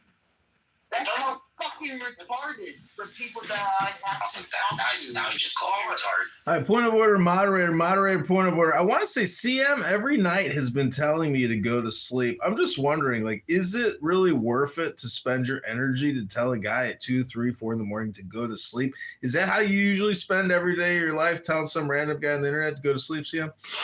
His mother tells him to go to sleep all the time. That's probably what he's just projecting. My mother So this guy just said, you're like attacking me, and now he's interpolating something else? But he's not attacking CM. How did he just interpolate that? Fucking faggot. This fucking faggot. I told you, that's all they've been doing is insulting me.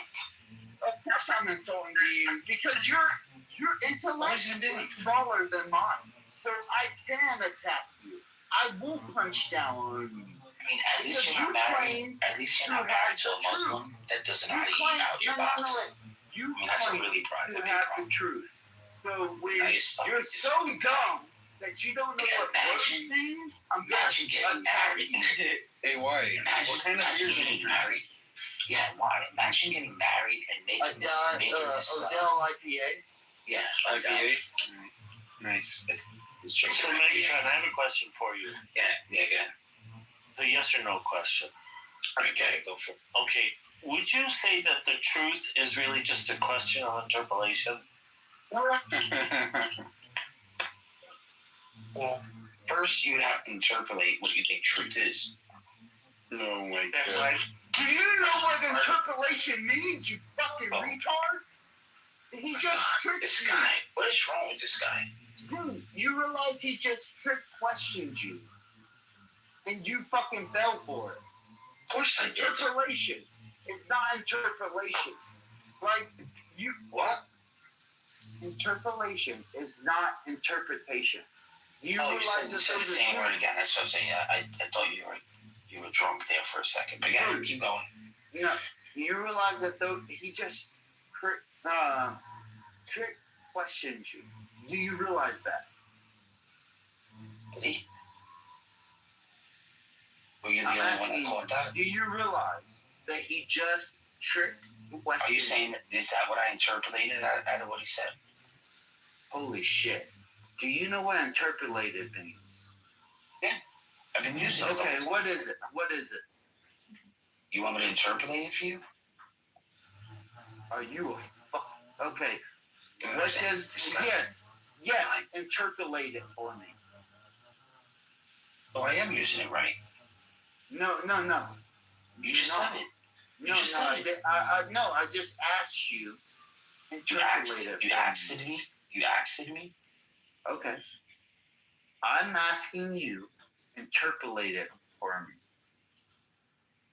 Just did. You just used it. No, but what is the definition of interpolate mean? It's not the same as interpret. So what is it? What interpretation? How about when I say interpretation?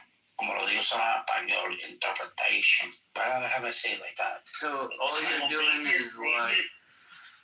Maybe it depends on your interpolation. Yeah. Or extrapolation. What is interpolation, Megatron? Hold on. I'm using the bathroom. Give me a second. This fucking faggot.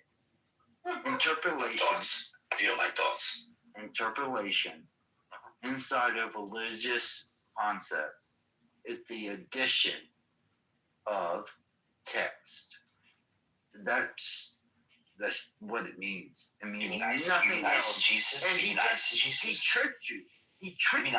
You mean eisegesis? No, it's not exegesis. No, I said eisegesis. Yeah, eisegesis. It like. No, not Jesus. Eisegesis. None of that matters, right? Interpolation. Do you know the difference between eisegesis and exegesis? Yeah, but that's not what you said. What is the difference? What is the difference? Holy shit, fuck. What is the difference between eisegesis and exegesis? Holy shit, fuck. Do you know the difference? You try to teach me about a word. I want to know if you're worthy enough. I know the difference, but it kind of depends upon your interpolation. That's what I'm saying. So why don't you explain it? So can you explain eisegesis and exegesis for us? That was a good one. That was a good one. Yeah. So, can you tell us what the... Holy shit, fuck. Explain to us what eisegesis and exegesis means. Then I'll have a religious discussion again. Oh yeah. This is why I didn't understand what he was saying, because he was saying interpolation. It's interpolation. Okay, so you're pronouncing it wrong. Why? Yeah, interpolation. We know that. We know that. That's wrong. So not only are you pronouncing it wrong, and he said it. but now that I go and look it up, right, it's actually discussing what I discussed earlier, which is like textual criticism. So you're acting like a fucking sophist, dude. Because I'm talking about literally the same thing when I say textual criticism. This is the whole. This is real. This is the whole time. He thought that he was saying the right word. That's why I said it over and over and over again. And then he asked us about the wrong word again. So I'm going with eisegesis and exegesis now. I'm going with eisegesis and exegesis. Let's see if he can tell us the difference. Yeah. Tell us what eisegesis is versus exegesis. Why? And I'll have the religious discussion with you. Or at least tell us your interpolation of it. Yes, exactly. Well, ladies and gentlemen, I just got to say that if you really love debating religion and you think you're really smart about it and you get the big picture message, why at 4 a.m. are you using profanity and laughing like the Joker from Batman? Hello? So that's an argument? Okay. Thank you. Yeah, it's an argument on why you're a jackass.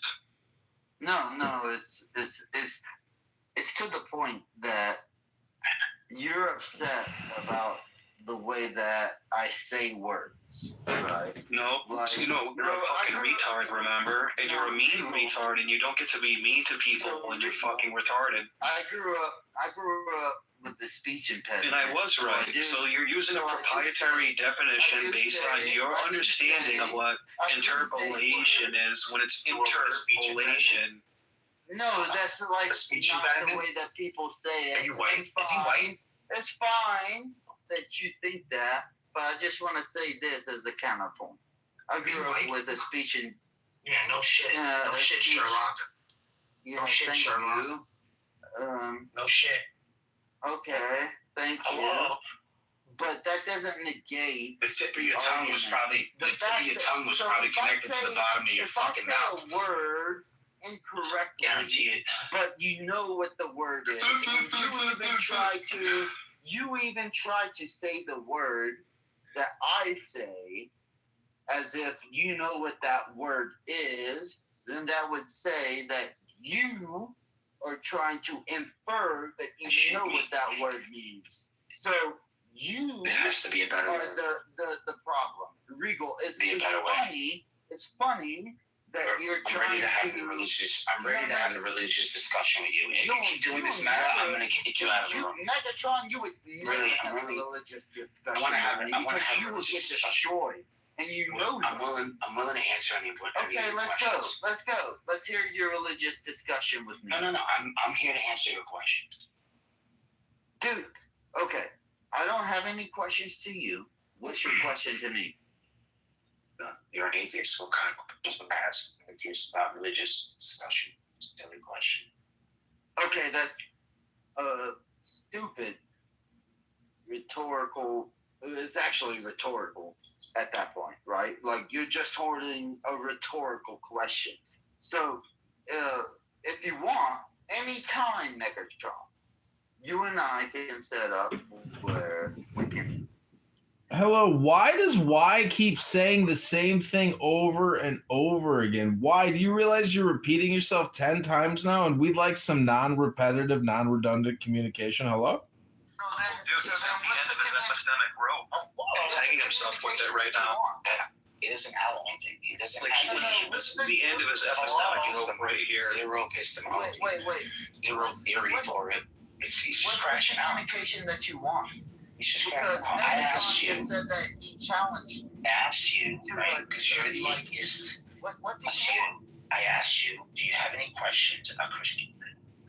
Why would I have questions about Christianity? So the conversation's over. You see, you see what I'm saying, Regal? I allowed it. I accepted it. I said, all right, let's do this. That's okay. And I asked him to show me the receipt. He didn't want to show me the receipt. Okay, let's start. He said yes today. He's here today. He said yes. He said yesterday. I got out of not having to show my receipt. So I said, all right, well, today, in order for you to keep No, I'm not a Protestant. I'm a proud Catholic. Okay. So in order for you to leave the store today, if not, your membership will be revoked because you signed the contract. You have to show me the receipt. He goes, well, what if I didn't show you the receipt yesterday? I said, well, then you got away with it yesterday. I said, but for today, you got to show me the receipt. He didn't want to show me the receipt. That's a ridiculous. He still doesn't want to show me the receipt. I let that go. I asked him now, and now he just goes over talking. So you got to go in the audience. That's it. Get a question because he just. Now I'm in my car and I could be loud and I don't want to upset them. So get a question, write it in the chat, and then I'll respond. Because right now you're just fucking annoying. I don't understand why I have to babysit these people. Why am I stuck babysitting these people? This is all I want to know. And how did Lisa, with such a fucking hot, end up with a Muslim that doesn't know how to eat her box?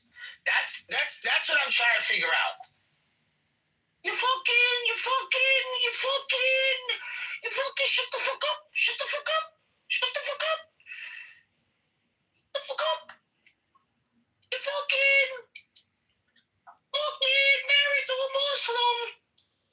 You fucking. Gotta hear that shit 100 times.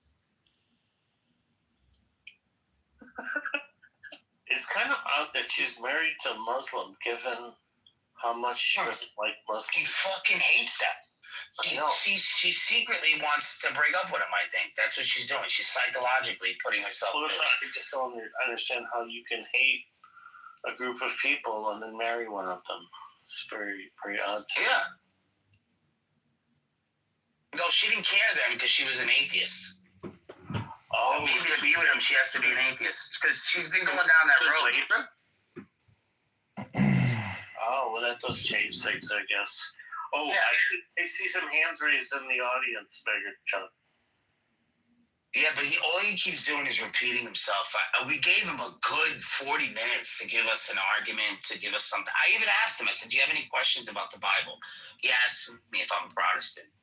Like, this is what I mean. Like, there's just a disconnect. I don't know what it is. Maybe he has to switch. Maybe he has to switch beers. I don't know, bro. Maybe we just need a bigger Costco sign. Yeah, yesterday, I told him, I said, when you're in Andrew's room, you probably get away with not having to show a receipt. I said, but when you're here, you have to show the receipt.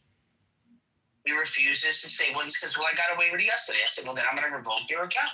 That's it. You signed a contract. We could call this the Bible and Quran Costco. Yeah, this is the Costco room. You know, he says morality is subjective. Okay, so I'm like, all right, it's subjective. Does he follow rules and laws? Does he pay taxes? Who's this other guy? Let's settle down. Well, I need to take a break. He needs to go use the bathroom or something. Freshen up, drink a cup of coffee. Go drink some milk. Something. I don't know if this is funny. Pissing me off. Yawanda.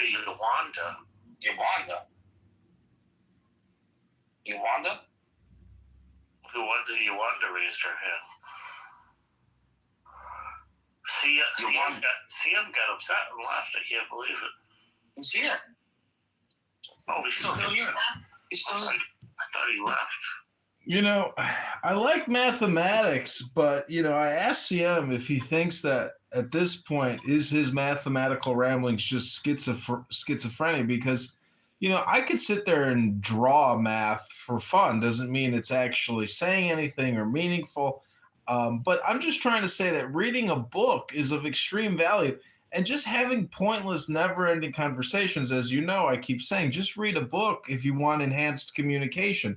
The communication you're getting from this app is like low-quality dog food from 7-Eleven. It's just not gourmet. Hello? Hello? CM provided proof that he reads. Hello?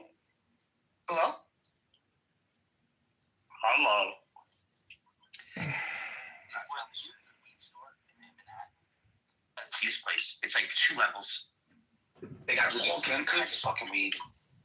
Actually, they have good prices. Wait, 2 levels of... How much for a good ounce? There's a lounge. It has a lounge.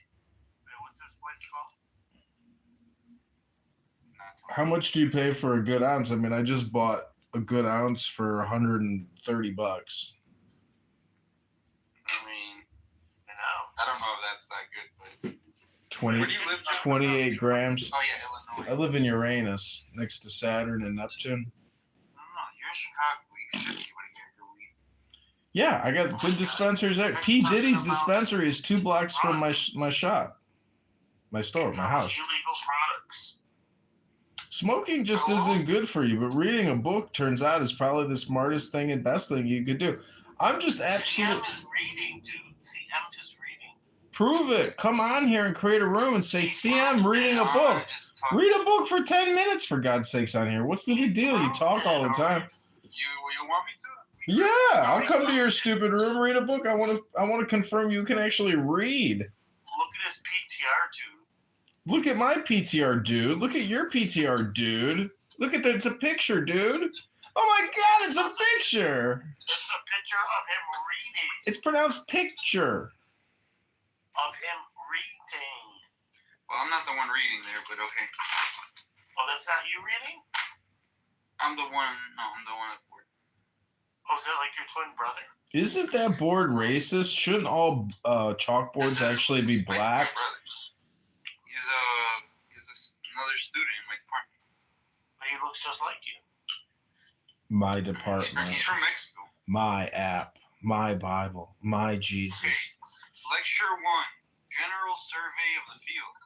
Analytic functions of several complex variables. In the decades which lay between Cauchy's prime and the beginning of the modern French school, the theory of functions of a single complex variable made rapid progress, the chief advance taking place on German soil. Simultaneously with these developments, important problems in the theory of analytic functions of several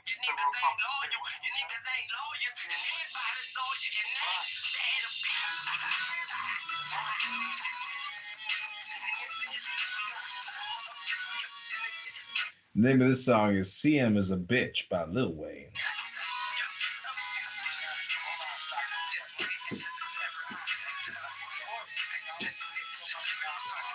It's been so funny listening to CM, like, complain and cry on here.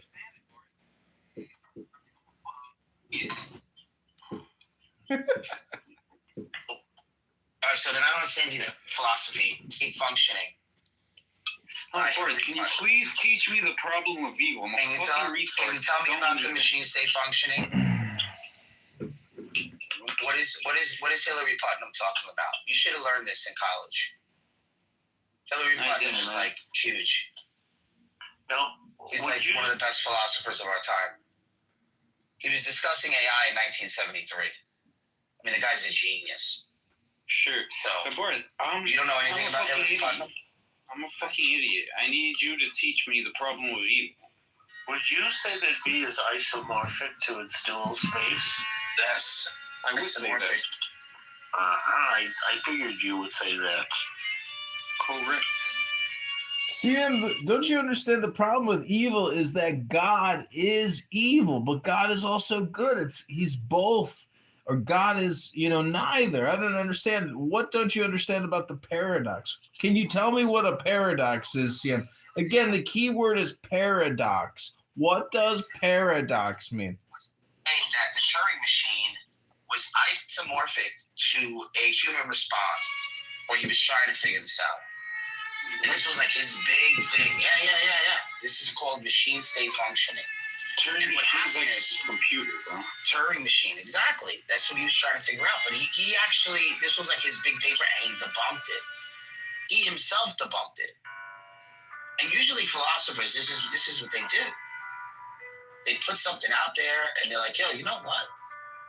Just like Luke Wittgenstein. Luke Wittgenstein? Am I saying that right? Ludwig.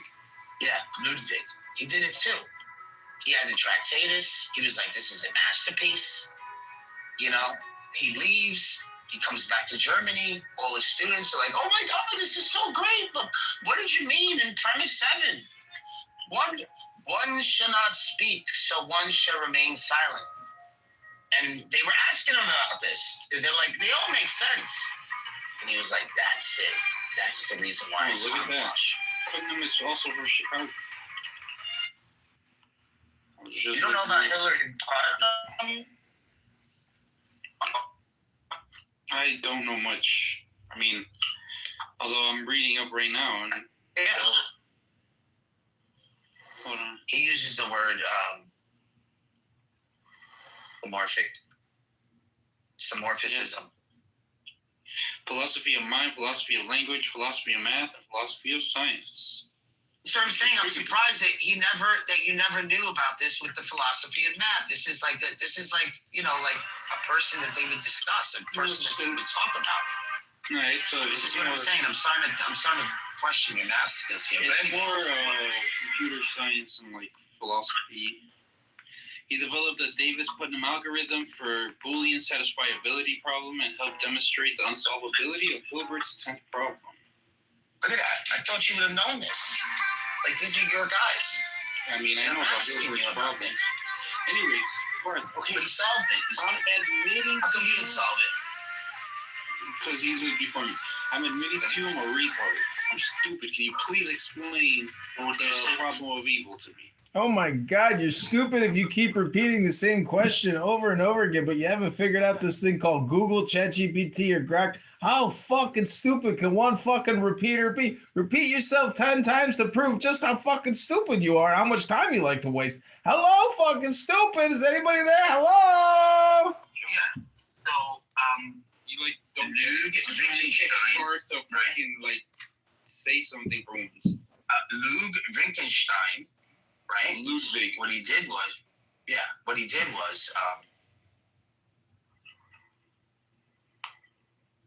this is what he did. You want me to show you what he did? I don't know. It's fine. I know about Ludwig.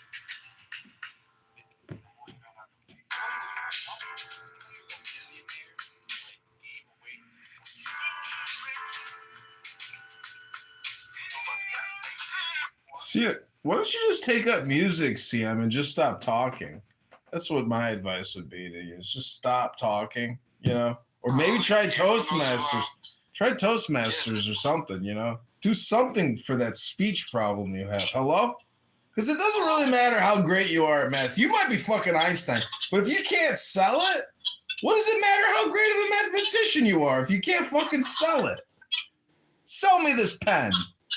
Go ahead, sell me the pen. Hello? Did you see his whiteboard? His whiteboard is a Sully. So, Bart, can you help me or not? No, dumbass. Holy shit, repeat the question again. Then Google it. Hello? Let me Google that for you. LMGTFY. I have no problem of evil, so I have no idea what you're asking me a problem. I don't have a problem. Okay, I'm not saying you have the problem. I'm saying what is the if there is no problem, there's no problem.